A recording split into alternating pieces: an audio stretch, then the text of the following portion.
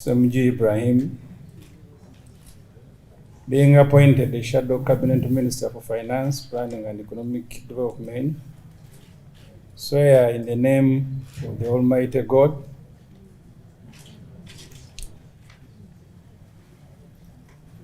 I beg your pardon. Solemnly affirm that I will at all times well and truly serve the Republic of Uganda in the capacity of a Shadow Cabinet Minister, and that I will support and uphold the Constitution of the Republic of Uganda as by law established, and that I will, to the best of my judgment at all times when required, freely give my counsel and advice to the leader of the opposition and his or her successors in office as by law established, for the good management of the public affairs of the office of the leader of opposition, and that I will not directly or indirectly reveal any matter as shall come to my knowledge in the discharge of my duties and committed to my secrecy. So help me God. People power, our power. I, Zake Francis, being appointed a Shadow Cabinet Minister for Presidency and Security, swear in the name of the Almighty that I will at all times well and truly serve the Republic of Uganda in the capacity of a Shadow Cabinet Minister, and that I will support and uphold the Constitution of the Republic of Uganda as by law established, and that I will, to the best of my judgment and at all times when required, freely give my counsel and advice to the leader of the opposition and his or her successor in the office as by law established, for the good management of the public affairs of the office of the leader of opposition, and that I will not directly or indirectly reveal any matter as shall come to my knowledge in the discharge of my duties and committed to my secrecy. So help me God. Congratulations, Honorable Zake.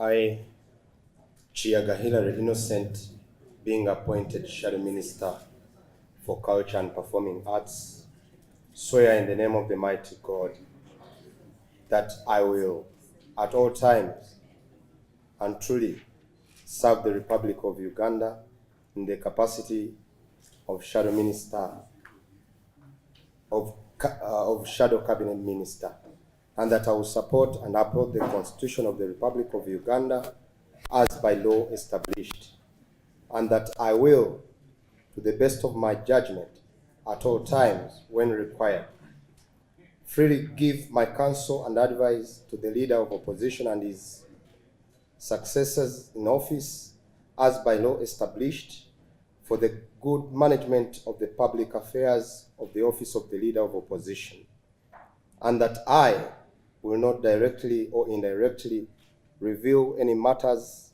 as shall come to my knowledge in the discharge of my duties and committed to my secrecy. So help me God.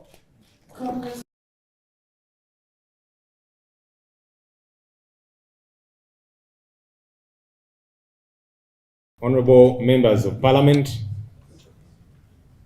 Director and staff of the Office of the Leader of the Opposition, distinguished guests, members of the press, ladies and gentlemen, good morning.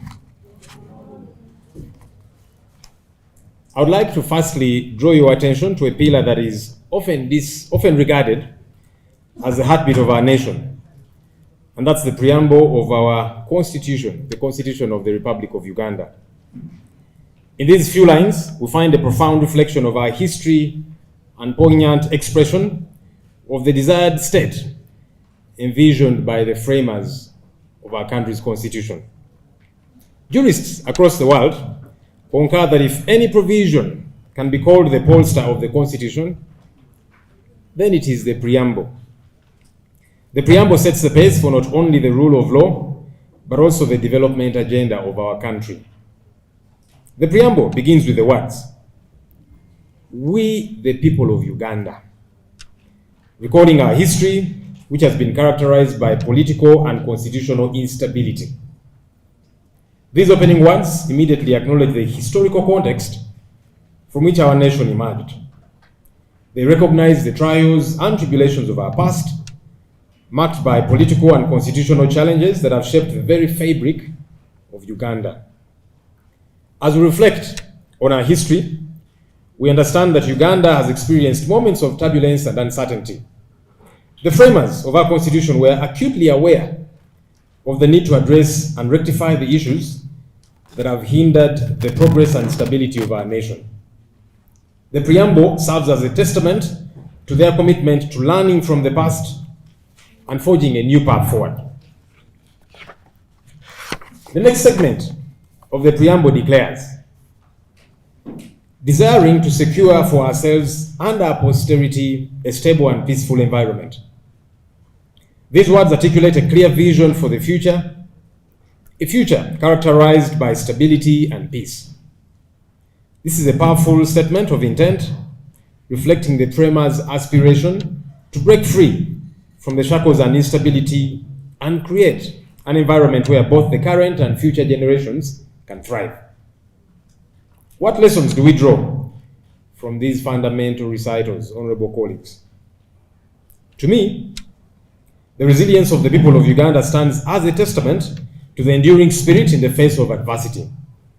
For too long, our nation has grappled with heavy burdens of human rights abuses, political oppression, and economic mismanagement, perpetuated by authoritarian leadership.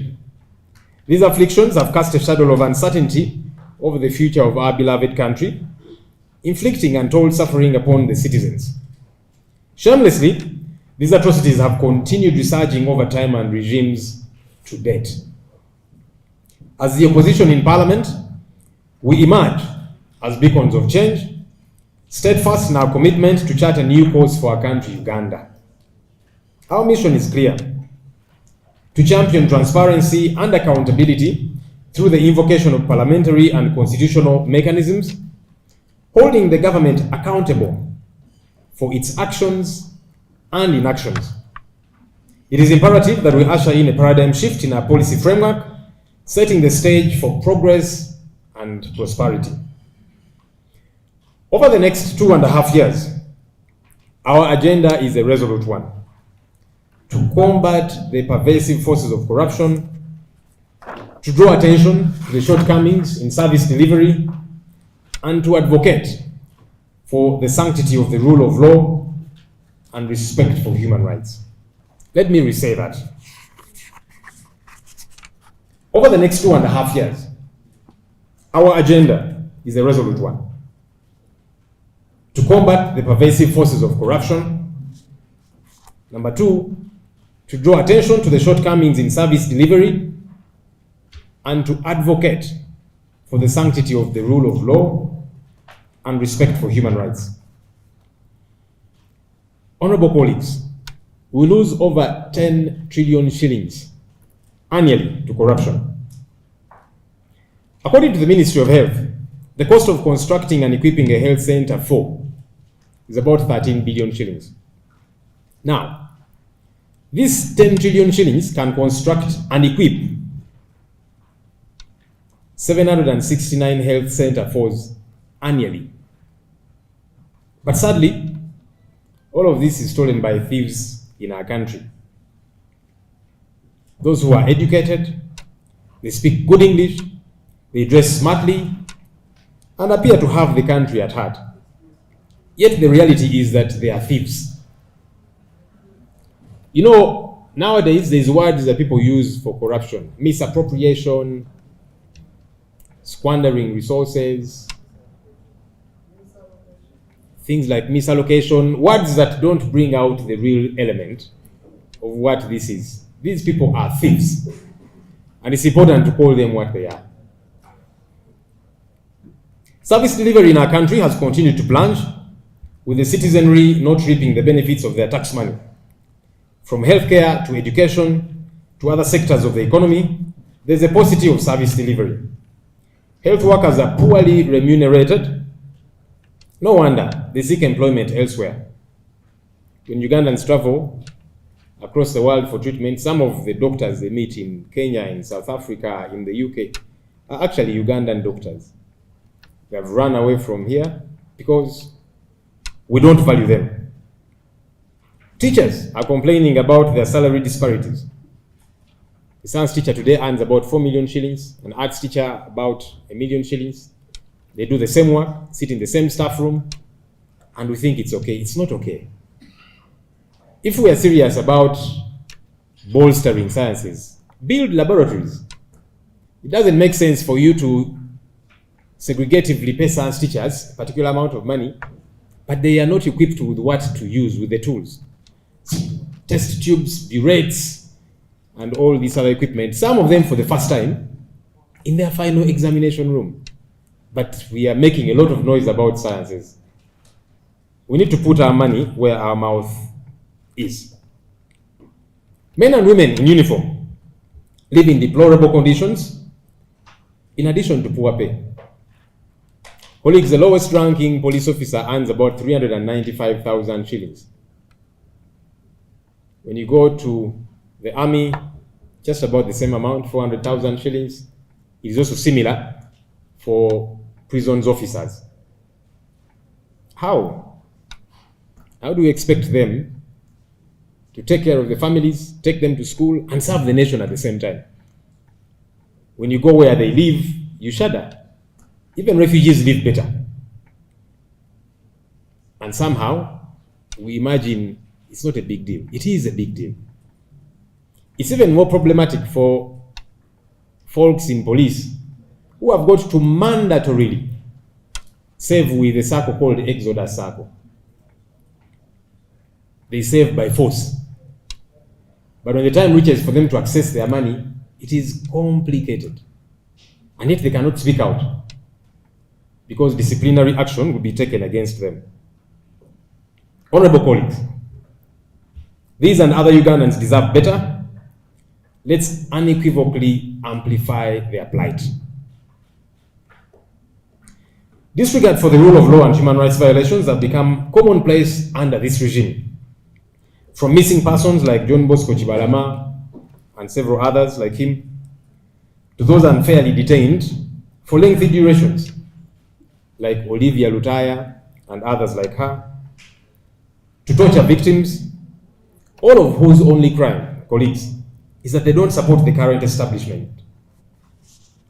As representatives of the people, we should and we shall be their voice on these matters.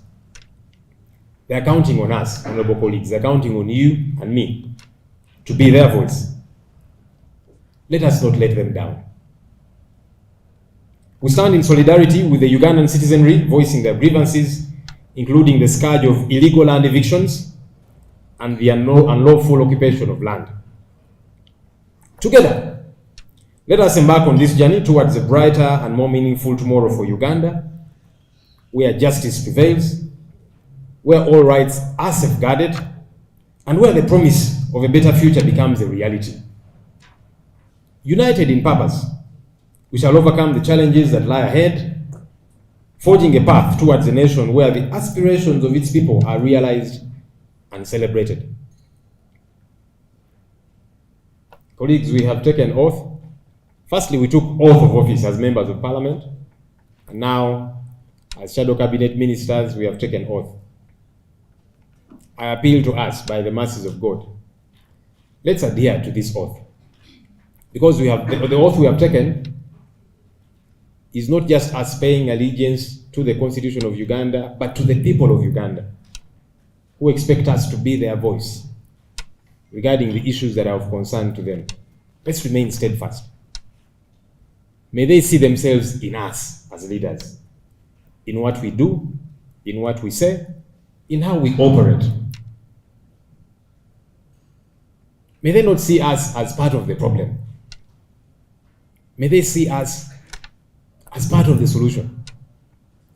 As leaders who care about them, leaders who are concerned about the quandaries that they grapple with on a daily basis. May we be their voice, that unequivocal voice. And by the way, colleagues, as we do this, we'll face numerous challenges. Numerous challenges. But they are not insurmountable. And as we keep doing what we ought to do, we'll keep triumphing over the odds that are against us. And there are many ahead of us. You know, some have already started. And in some cases, it's even in a petty form. The other day, we went for an oversight tour of the roads in Kampala, roads that are in such bad shape. Kampala generates 60% of this country's revenue. But just look at the mess in which it is. The roads are in a shambolic state. When we talk about these things, some people say we are politicking. So we said, no, we now need to go on ground and show the country what we are talking about. That is not politics, it is reality. That's why we went. And all the processes had been cleared and so on. No sooner had we gotten to the field than the parliamentary cars were withdrawn, the costers. Can you imagine how petty we can become? And someone thinks they will frustrate our work. No, they will not. And what we did on that day, we said, it's okay, now that the costers have been withdrawn, we'll hire ordinary taxis so that we keep doing the work that we have got to do. And that's how we shall keep operating. No one will stand in the way of our mandate. No one.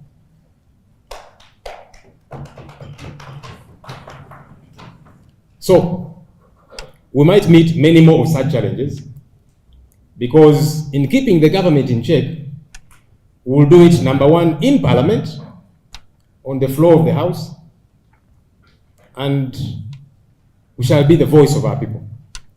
And we shall speak all the English we have got to speak. Yes, we shall. But every so often we shall take Parliament to the people. We shall go out there and keep the government in check. So we'll do it both ways. On the floor of Parliament, we shall keep them in check. But we are going to continuously go out there to the field to keep them in check there. And so we are coming. We are putting everyone on notice. Everyone that thinks they will frustrate our work, you have been put on notice. We are coming.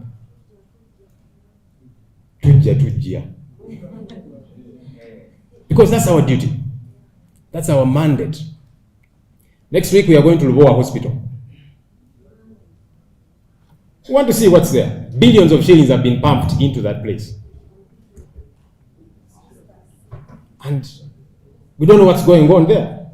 This is a hospital that should have been completed around 2019, but here we are. Every year, lots of monies are pumped there. It's our mandate to go and establish what is the taxpayers' money doing here that is pumped there every year. So we are coming. I'm told it's guarded by SFC and I don't know what. I don't care. It is our mandate given to us by the people of Uganda and by God to keep the government in check, wherever it is. So we are coming to Luwanvuye Hospital and elsewhere. We shall come to Agookya Stadium because the promise was made to build that stadium. Some money was dispatched. We want to find out what is going on there. We are coming. We are coming to Nambole.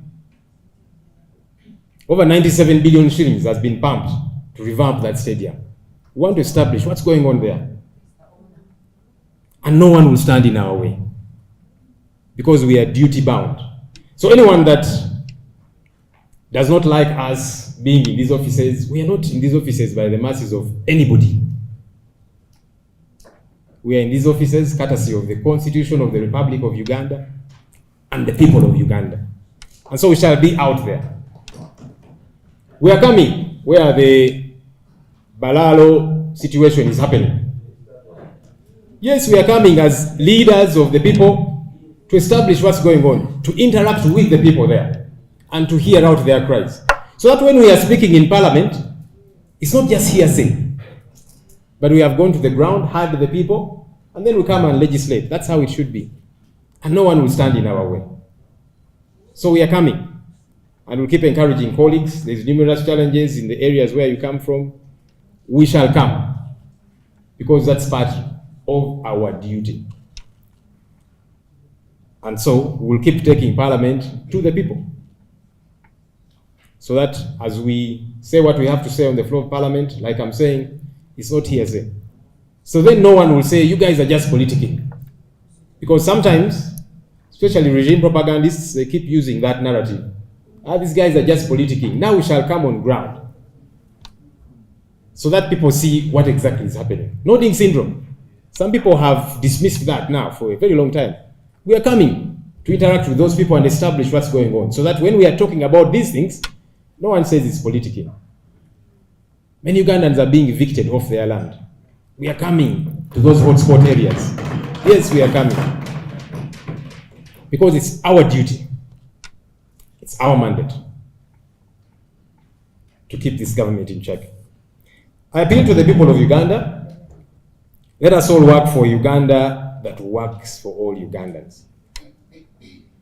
Let us all work for a Uganda that works for all Ugandans. I call upon religious leaders, civil society, opinion leaders, and members of the general public. Let's not be silent as our country plunges further. It's not just the right thing for us all to do. It is our duty as citizens of this country to work towards a better country. To our colleagues in the NRM, these issues concern you too. Yes, they do. A sinking boat is detrimental to all its occupants. No one is safe when there's bad governance, when there's corruption at skyrocketing levels, when there's disregard for the rule of law, human rights violations. No one is safe. It's only a matter of time. And hopefully our colleagues in the NRM know that. And I can cite some examples. I've been citing examples over time. Because sometimes people think that they are safe in a sense. They feel they are insulated. It's only a matter of time. The Honorable Amama Mbabazi was the proponent, the biggest proponent of the Public Order Management Act, until it sailed through and became law. When he fell out with the regime, he was the first victim. As he was headed to Mbale, the late Andrew Felix Kawesi arrested him and said, "Boss, you're the one who passed this law. It's what I'm using." Maybe Mbabazi did not think that day would come. It came. General Kalyekyezi Kayihura, when he was IGP, he kept saying this 48-hour rule needs to be thrown out the window, because we need to hold on to these suspects for as many days as we can as we gather evidence. When Kayihura fell out with this system, this regime, he was arrested and detained for several days. I saw Kayihura before the General Court Martial. His lawyer, Eddie Karuhanga, making a case for him and saying, "My Lord Chairman of the General Court Martial, this my client has been held for more than the 48 mandatory days. Please release him to go to his family." Now that he needed that cardinal principle of the law to work for him, it was not in place because he had participated vehemently in throwing it out the window. And now he was suffering the same. Kale Kayihura did not think that day would come. It came. And so our colleagues in the NRM, don't wait for that day to come. It will come. So you might think it is okay. It is opposition supporters whose rights are being violated, who are being abducted, who are being locked up in jail for donkey's years simply because they don't support this regime, and you say it is okay. The day of reckoning will come. So let's fight for good governance, for respect for the rule of law, all of us get to benefit. And I've heard the DPP the other day was saying that this 48-hour rule needs to be revisited. DPP, why do you arrest people before you carry out investigations? That's what you should be concerned about. Tell police that, look, before you arrest anybody, make sure you have sufficient evidence, cogent evidence. Then you can arrest. But if you want to arrest people, then begin to carry out investigation. When you go to, by the way, many police posts in this country, I've been locked up in a couple of them. At CPS, there's a dungeon down there. I was locked up there for some time. You find people that have been there for months. Chira Road Police have been held there as well. Kasangati spent some days there as well. And several others. In a police cell, people that have been held there for weeks, for months. This is not right. It's not acceptable. Carry out investigations and then execute an arrest. And when you arrest, take people to court, not holding them in detention, some unknown detention facilities, safe houses. And even when you eventually take them to court, our plea to the courts of law, can you dispense justice? If the state is saying they are still gathering evidence, 3 to 4 years down the road, you're still gathering evidence. It does not exist. So we are calling on the judiciary. You're meant to dispense justice. Do not be accomplices of injustice. Give people bail as the state continues to gather evidence, if it does exist.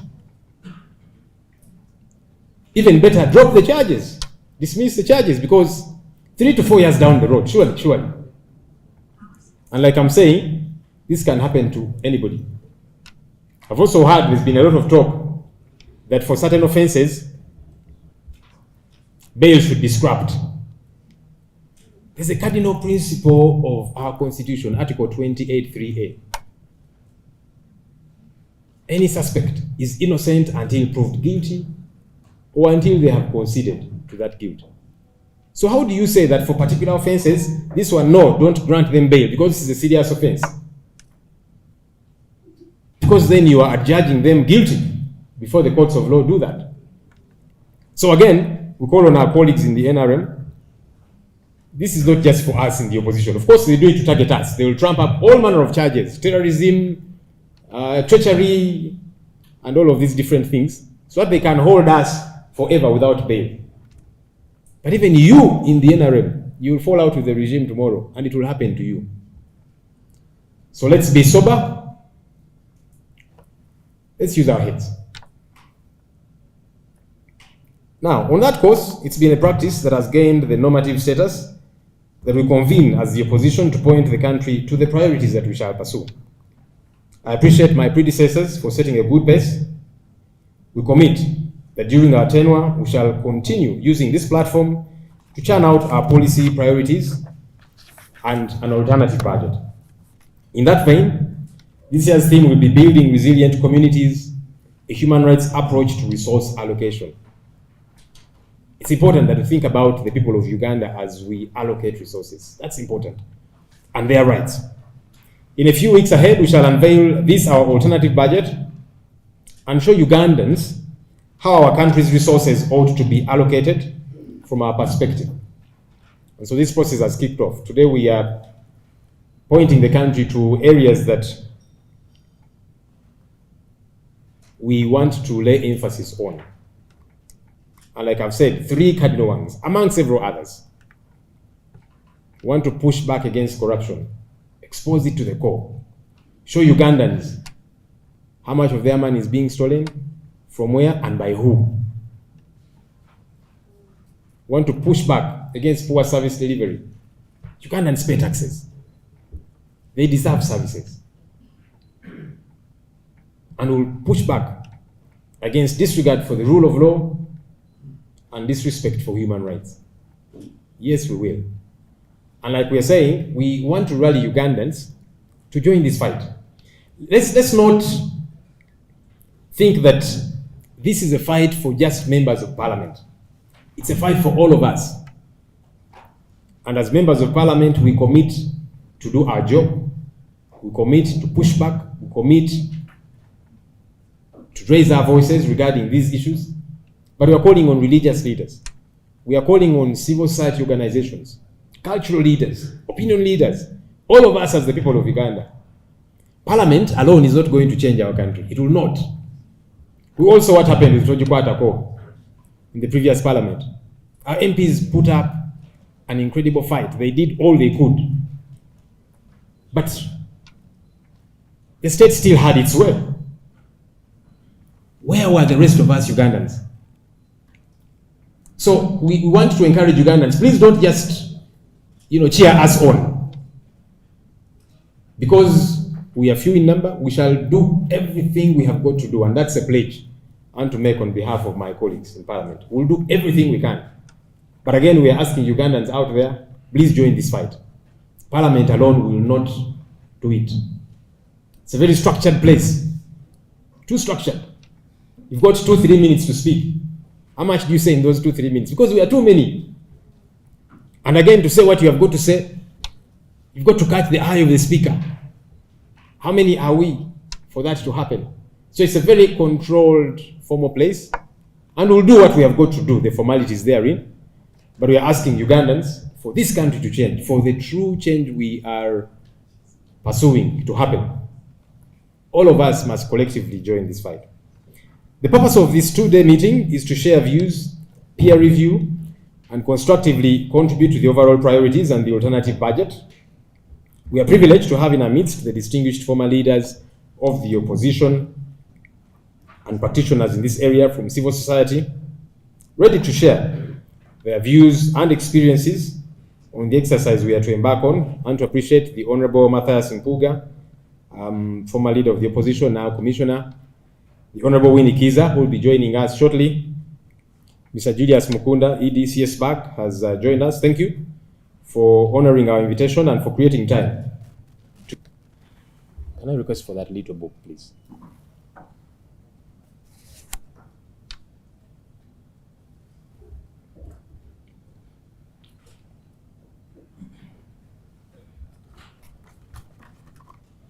Colleagues, herein we have detailed the opposition priority areas, issues that we want to focus on, issues that we want to make a big deal about. And no one will silence us.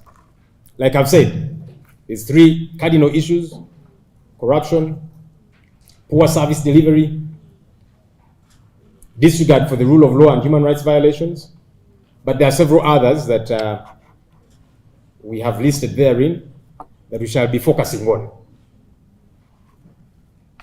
Ladies and gentlemen, I now take the honor to launch the opposition priority areas 2024-2026, aimed at ensuring effective checks and balances, fostering accountability, and championing the diverse voices of our fellow citizens.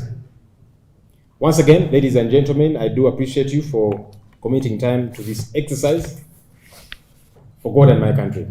Thank you.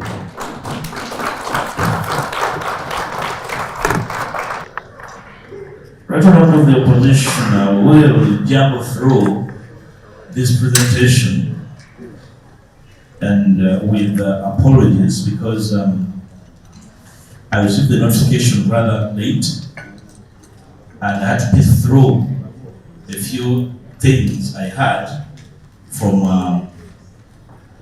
the records we shared before that I can share with the audience the perspectives from the program-based approach. But in this room, I was excited to see Julius, like we referred to him from CESPA, because we have been at this together, and I saw him on the program as one of the presenters.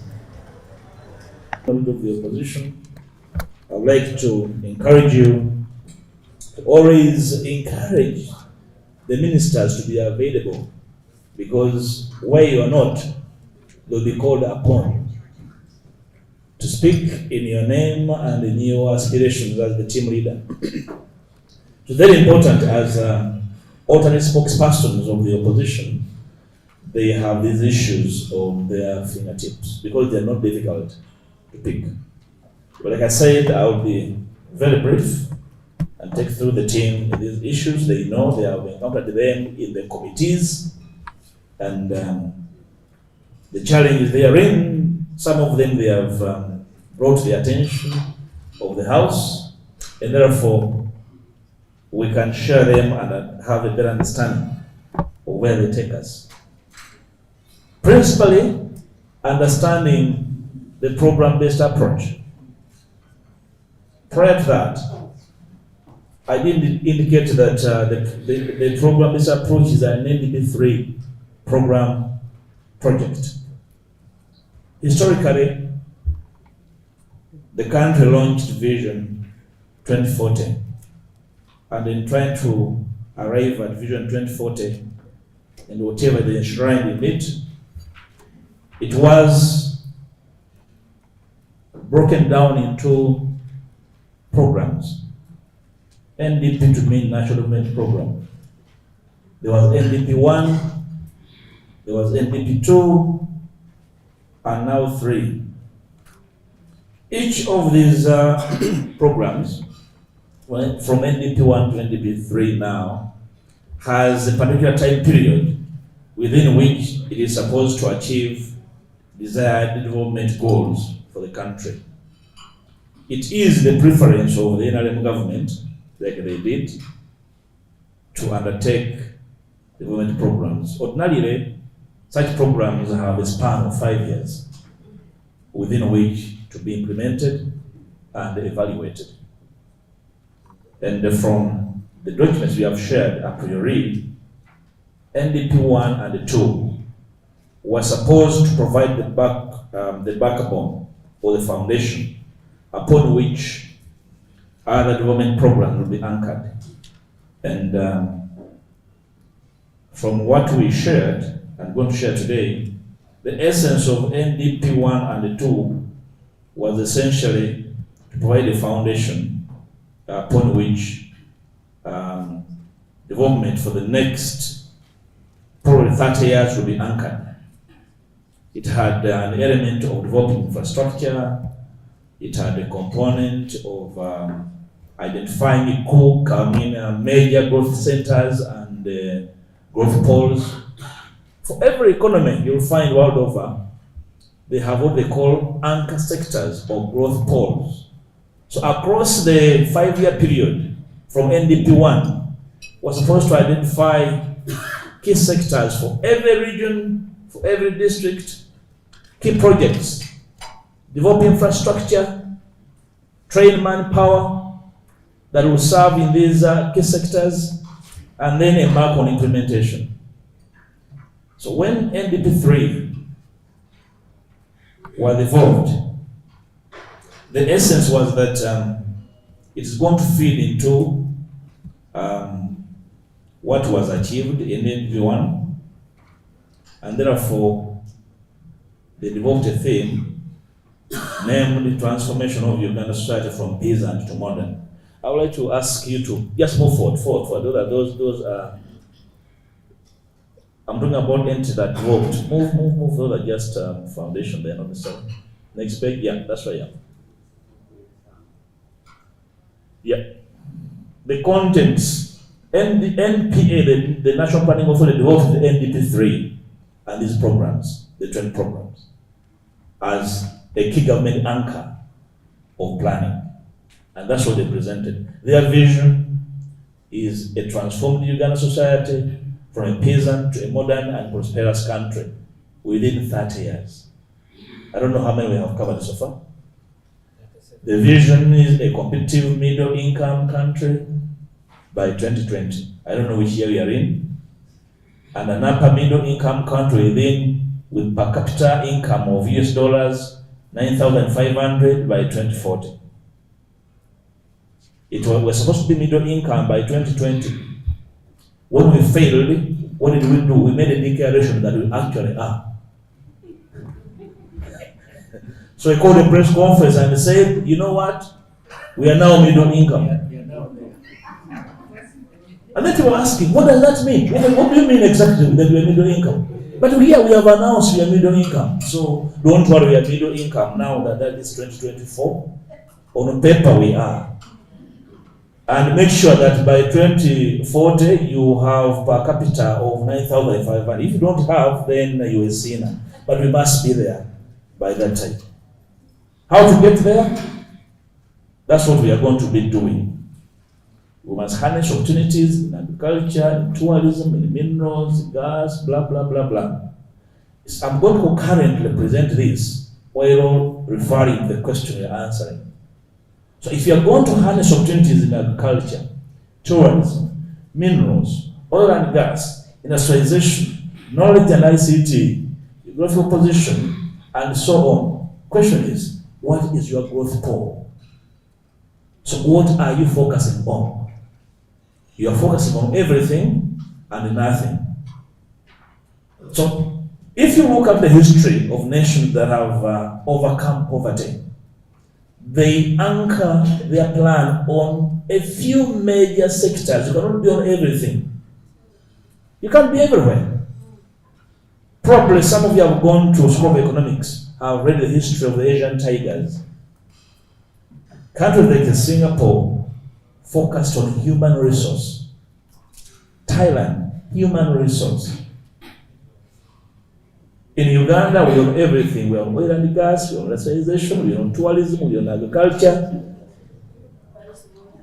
We own now parish model. So we are moving. How to get there? Strengthening fundamentals, infrastructure, human capital, science and technology, engineering and innovations, security and defense. Remember, in NDP 1 and 2, we were supposed to have accomplished infrastructure and human capital. And 2 focused on micro level to create the foundation for development. We were doing roads, we were doing schools, we were investing in health if we need it. And took that. Now we are there in NDP 3.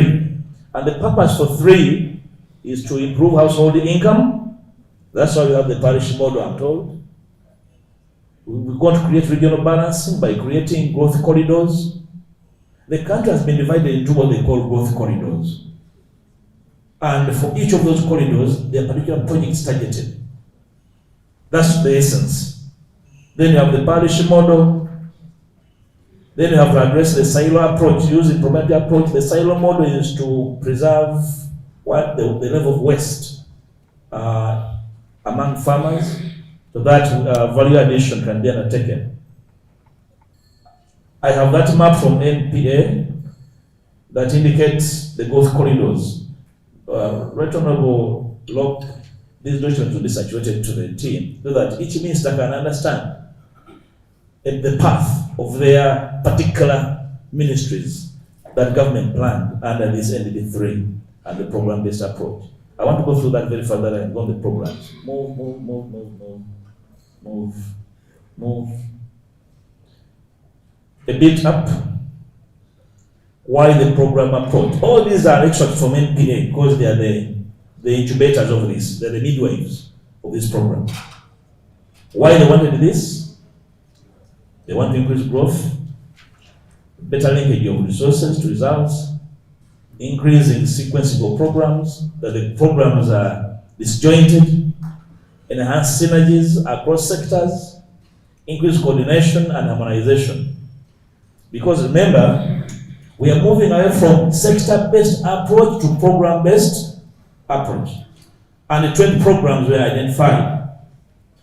Now, in Parliament, 3 weeks ago, I had the Honourable Speaker instruct the chairperson for rules to study the confusion that members were reporting.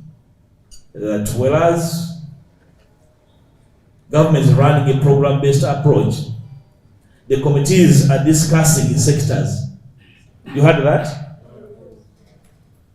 And then I don't know what the Honourable Abdul is going to do under the Rules Committee. For example, I know for a fact that why MPs are discussing sectors, because that's what the PFMA says. and we have not amended the PFMA. So government moved the program-based approach, but forgot to amend the key legislation, which is the Public Finance Management Act. So I'm waiting for the total report to see whether we have a law I have not read in as far as budget and management of finances is concerned. So the confusion remains. Now we are there because we are moving away from sectors to programs. But I have interacted with so many ministers and technocrats. They equally do not understand this entire program-based thing. They don't know. They said, for us, we receive the money, we know where to put it. You can take out your program thing. I was interacting with Julius earlier to find out whether the program-based approach was given an evaluation framework. You see, one of the key anchors of any program is how that program is evaluated for performance. Ever since the program-based approach was started, there is no evaluation framework for it. So there is no basis to evaluate the performance. Whether it has worked or not is guesswork. Probably Julius will share with you his experience with them. But if you have a program that has no evaluation framework, then it's not a program. And I'm advised they haven't worked on it where you're just moving. In other words, you are driving a vehicle without destination. You're just driving somehow. When the fuel runs out, you stop. That's where we are, and that's how it's working. Proceed down. Down, down, down. I want to go to the programs. Yeah. Now the programs, the 20 programs, as you know them. The first one is agro-industrialization. And for this program, because of the high proportional growth rate, the bulk of our people are dependent on agriculture. So government is targeting the big percentage of our population that is in agriculture by undertaking agro-industrialization. And the approach is area-based community planning and market-focused value chain development. In your constituencies, you'll share with us what you see, whether the things are there, but that is the government approach in this area. And under this approach, agro-industrialization, you can see the targets and the areas of focus. The goal is to increase commercialization and the competitiveness of agricultural production and agro-processing. That is the goal of that program, agro-industrialization, that accommodates almost over 70% of our people. So in your sub-counties and districts, how many agro-based industries are evolving? Okay, how many over the last 5 years have you seen emerging in your community? If they're not there, then you are a laggard in this area. Maybe you're a sinner, you cannot see them. So that is the target of government.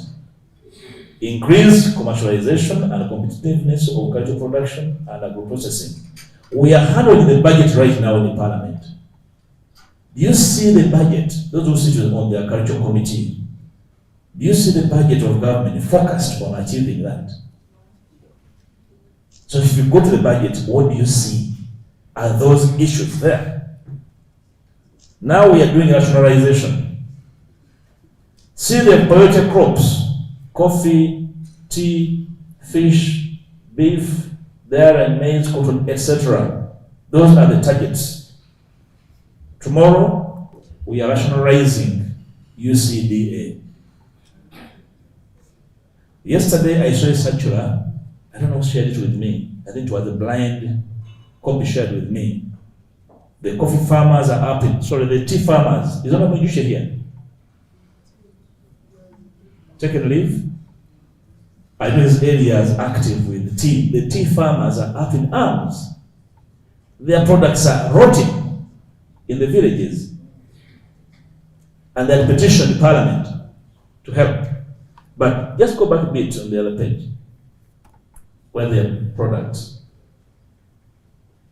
Those are the key target products. So in the budget for agriculture, look out. How much has been targeted for those key priority crops? You can tell. And you should be questioning the wisdom of this program if not see money is voted on those particular target products. In other words, you are dealing with a paper tiger. Beautiful on paper, nothing on the ground. Those are the targets. Proceed.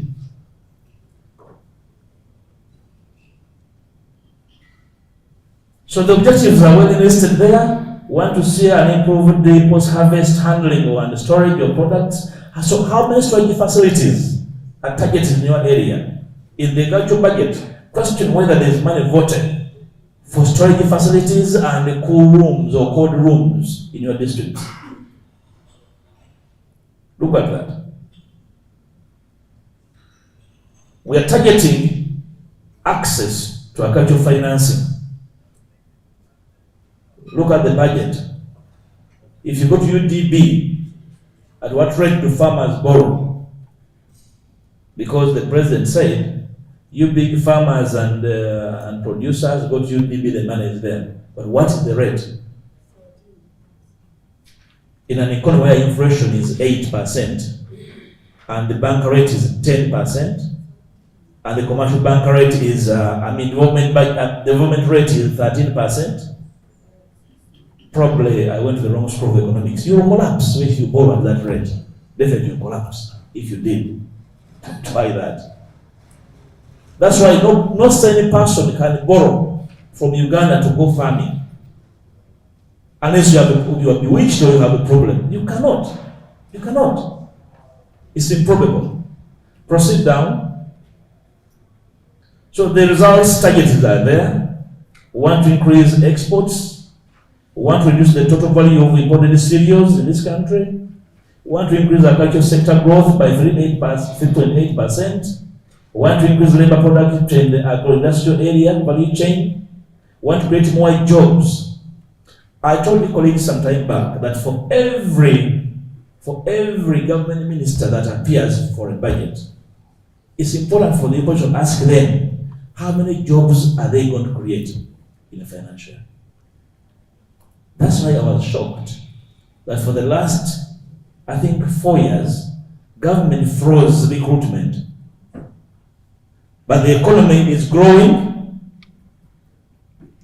at an incremental rate. But they froze job creation.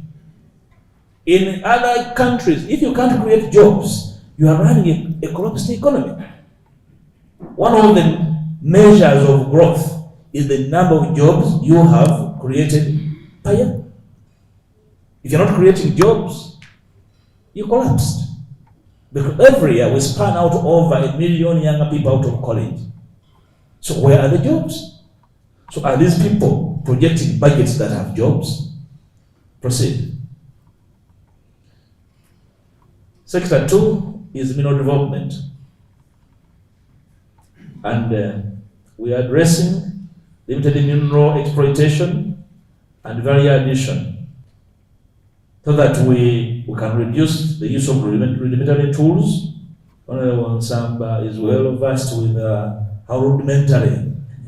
We visited the Kasanda Mineral District and we found their younger people dehumanized. We asked them, Mukolachi, what are you doing here?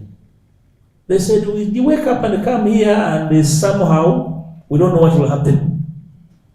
So they are in a huge casino in Kasanda, governing their lives away and not aware of what the future will bring. So this program, which is mineral development, is supposed to reduce the use of rudimentary tools, inadequate human and social capacity, inadequate support infrastructure in the area, investment industries that utilize available minerals. But we all know that the mineral sector is a mafia sector. So how do you have this as a program? Yet, practically, you have crippled the sector. We have asked questions about, for example, the gold mining in Kasanda, in Luwanvuye-Mpuuga, in Mubende, in Karamoja, and other places. But those are our targets. Paper tiger, very beautiful. Our target, our goal is to increase commercialization and competitiveness of agricultural production. No. I think that was mixed up. Commercialization of minerals, because they are not used as competitively, suppose substitute agriculture with mineral production and processing. Related areas are iron ore. We have iron ore in Inkambwe area. We visit those minerals mining areas sometimes. Gold, copper, phosphates, and others.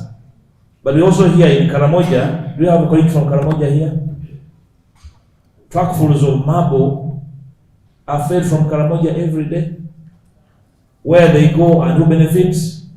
The gods of the land, you know. So we're there, gambling our lives away. Proceed. That's mineral development for you. And in that, the objectives are increase adoption and use of appropriate and affordable technology along the value chain. By the time the technology comes, there will be no more gold in the Kasanda. Because the way they are mining it, for example, they are real thugs. There are no roads, but they wake up every day to go and really descend on whatever is there. So are you going to put there the roads and the technology, expand mineral-based processing and marketing? We all know where this sector is going. Proceed. But that's our target. The program results are there, well listed. We want to reduce the value of imported iron ore and steel. We want to reduce the volume and the value of imported inorganic fertilizers. For iron ore, for example, in the Chigezi area, the reports we have suggest that if we invest in that iron ore, it can last for over 50 years unexhausted. Supply the entirety of Africa and even outside Africa. But we have not invested there in the iron ore in that area. Part of the problem, I think, it has to do with the energy that you need to smelt the iron ore, the raw stuff. But it's high value. Our government, not this government, should target that. You don't have to go into Mioga, Wakina, Parish mode when you have that. You will transform entire communities with an investment in that area. The rest increase volume and the value of refined gold exports. We know who is exporting gold and not paying taxes. Increase copper, trade skilled manpower. Increase the value of investment in exploration. I'll tell you something. The Minister of Energy has cadastral maps that situate every mineral in this country. But they're holding on it like a nuclear button. You cannot go there and ask for it and they give it to you. Because only a few people can see it and they're deliberate. That's why you cannot talk about increasing investment in exploration. Exploration for a few, not for everyone, to competitively invest. So, colleagues on these sectors, keep a watch, and we have serious questions to ask with this information in tow. Let's get down fast. The third sector, or the third program, is tourism development. Now we are told that agriculture is our growth tool. Then you wake up, then you are told, if you don't go tourism, you are finished. So where are we? Tourism is one of our key programs. And we want to exploit our tourism potential, that we can increase Uganda's attractiveness as a preferred tourism destination. We all know what chases our tourists. The kind of things that we don't want to talk about. How many tourists are going to return when from Entebbe, their first encounter is a mamba and all manner of armed men and women chasing nothing but intimidating citizens? So tourism is a major sector that we target. We want to brand Uganda. You want to brand Uganda, but what are you doing with citizens? You have inadequate tourism infrastructure, but what are your priorities? You have undeveloped and narrow product range. You have inadequate and unskilled manpower, but you are investing in LDUs, not in that kind of manpower. Proceed down. The objectives are enlisted: increasing the stock and quality of tourism infrastructure, developing a pool of skilled personnel along the tourism value chain. The target, of course, is marketing Uganda and increasing tourism attraction to Uganda. Move faster. Program areas: revenue enhancement in terms of dollars from $1.6 billion to $3 billion. Increase the contribution of tourism total employment from 6% to 10%. Increase inbound tourism revenue to that. Increase the number of international tourist arrivals to that. I was in Nairobi a week ago, and at the airport, the number of tourists entering Kenya on a single day make you rethink the nature of Uganda we are. You know? And there's a reason why they are choosing Kenya and not Uganda. Very vivid reasons. You don't have to have a PhD in tourism to know that. So, however flowery your targets are, but working differently and negative on the ground, you can't have those targets. Proceed down. The fourth program is natural resources, climate change, environment, land, and water management. Our goal is to reduce environmental degradation, reduce effects of climate change, and improve utilization of natural resources for sustainable economic growth and livelihood. So when you read that whole sentence, you ask your question: what we believe in? Are we really targeting reducing environmental degradation? Start with the simple things. We have visited and checked on the Central Forest Reserve. It's depleted. Those of us across Ruera, we're increasing rice growing in Ruera. The other day, colleagues from Macholi, we are decrying the depletion of, what's the forest? Is it Zoka forest? Zoka forest. Yeah. All these are well known. So we are preaching water and then drinking wine. Question is, are these targets plausible? Are they achievable? Are they within attainable range in view of our practical actions?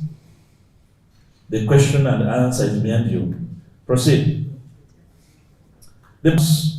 We target, or the objectives are: we want to increase forest cover, to plant more trees, to protect the wetlands, restore the bare hills and protect mountainous areas and rangelands, and effectively reduce climate change, vulnerability, and carbon footprint. We all know what's going on in our communities. If you give the Honorable Kaya an hour to speak about this, you'll know that we are bewitched and deluded as far as this is concerned. The program is good. The actions are different and various. So is this a kind of program you want to look at and say, it's a good program, it is doable in view of how we purpose our resources, or you work differently? Or if you want to protect natural resources, what would be your target? How do you repurpose the resources to achieve that goal? Move down. I want to move to 5 very fast. Move. 5 is human capital development. We are addressing low labor productivity, low human development, and fewer graduates due to weak foundation of human capital, lack of appropriate knowledge and skills, weak talent nurturing, high youth unemployment. Now, human capital development is one of our biggest problems. I talked to you about what the Uganda Tigers did in investing in their peoples. We are mimicking them, but we are doing it in a haphazard manner.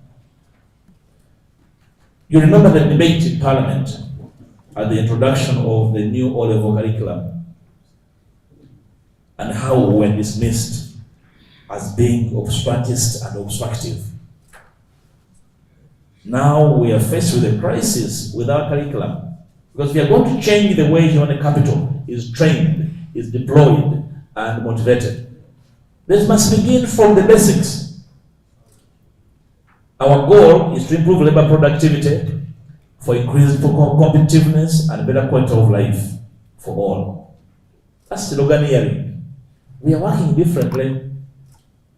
Probably we're not able to go and copy. When we copy programs, we don't copy the way they're implemented. But on paper, they look beautiful. You want to reduce high youth unemployment. What do? Do you invest in yoga if you want to reduce high level youth unemployment? Does that work? Do you invest in the parish model so that people go and they queue the money and they thank their leaders for a vote well taken? Want to reduce poor population health and safety? The question of the day for those who are in these areas, these sectors, go and demand for a human resource plan for the country. Do we have one? Does Uganda have an HR plan and target? If you filter this, so how many doctors, specialized and general, do you want to train over the next 5 years? The debate last year in Parliament was failure of interns to be placed. And the country only needed a few billions to place them.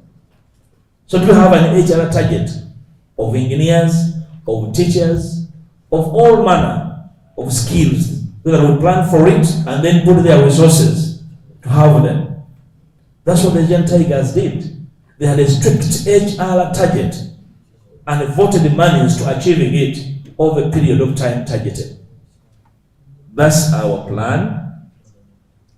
That's our goal. Question what we are doing, where you meet in the sectoral meetings. Proceed. To produce appropriate, knowledgeable, skilled, and ethical labor force with strong emphasis on science and technology. Whether we're doing that, heavens can tell. Proceed down. One of the things we have seen up, just a bit, is promote to improve population health, safety, and management. You cannot claim to be improving population health. People, health committee, go and question if that is part of your target in human capital development. How many health workers are targeted for recruitment this financial, next financial? If we are committed in achieving that, what are the key questions you ask? So you have this program objective in human capital development. Are you putting resources in training key skills and ensuring that those that are trained are deployed? You cannot believe that in Uganda, where you have that problem, you have undeployed doctors looking for green pastures because they're not deployed. But that's our goal. Down, down. 6 is public sector transformation. We're targeting to address poor performance, low accountability for results, and unsatisfactory work ethic in the public sector. And the causes are poor accountability systems and undue focus on processes rather than results. Now that's very important. Look at 01. The autonomy of the opposition. You saw a circular from the chairperson of Rules and Discipline to all of us, asking us to make suggestions on amendments in the rules. If you look at the issue of poor accountability systems and undue focus on processes rather than results, we have an issue there as the opposition because we had accountability committees. I will come and suggest to you that we go and cause an amendment to introduce another committee of value for money. Those of you who have been on these committees who are accountability know the problem. over the span of the year, we can only follow accountability. But nobody follows value for money. And accountability is one thing. On paper, the Auditor General approves, yes, money was received, money was well spent, tick. That's it. Nobody has gone to check what was that money utilized for. Is there on the ground? Look, we need a multi-purpose committee, but targeting value for money. A lot of the noise about abuse of funds because we don't follow. Somebody picks $1 billion shillings and he puts up a 2-room toilet, and then is given a clean bill of health by the Auditor General. So on paper, they don't have any questions. The opinion by the Auditor General is a clean bill of health, unqualified. So say, okay, the audits are okay. So there's some work for us there as part of public sector transformation. So in a nutshell, the programs look good and smart, but we're talking about their possibility in delivering a sound system that works for everyone. Move down. Now, if you look at the program objectives, streamline government structures and institutions for efficient and effective service delivery. Now, the ongoing rationalization is anchored on that belief that government structure needs to be streamlined. And we are seeing so many entities being aligned to be taken back to their mother ministries. The big question is, are the ministries themselves functional? Give an example. We are taking back NFA to the Ministry of Water and Environment. But the report from the ministry, is the ministry functional? We were in a meeting yesterday in the Committee of Finance, and the member asked whether if you take 2 dead bodies in the mortuary, they resurrect. So you are taking you are taking a dead agency to a dead ministry. So what is the expectation? A stench of 2 dead bodies. So you have these beautiful paper tigers that will yield nothing. So we want to deepen decentralization and citizen participation in local development. Then you think about the famous Narima motion. So how do you deepen decentralization when contracts are issued by State House on that famous blue paper? And you're saying you want to deepen decentralization? Because in deepening it, you want to create greater autonomy for local governments that they can determine their destiny. But you are issuing contracts in the corridors of State House. That's where we are. Proceed down. Let's go to the next program. The next program is community mobilization and mindset change. And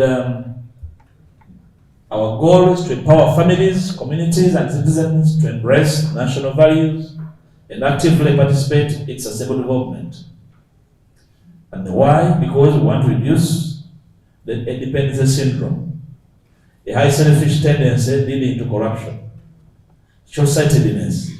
May have glasses, I'm not short-sighted. A low sense of nationalism and patriotism, a weak community development function, inability to nurture innovations. Now that sounds more rhetoric and sloganeering.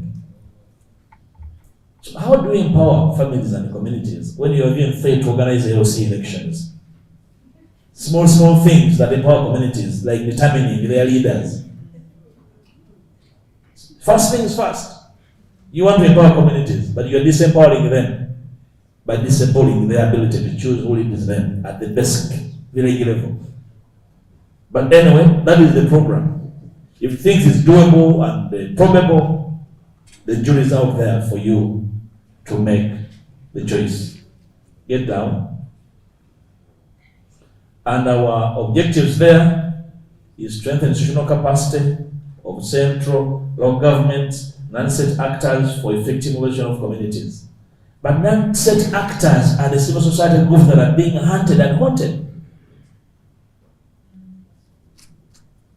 Are we together? If you ask, Julius will tell you what now it means to survive as an NGO. You know? But that's our target. When you ask Yenotafile, the Minister of Internal Affairs, will tell you they must know there is a government. They are non-state actors. They must comply. Comply to what? To illegality?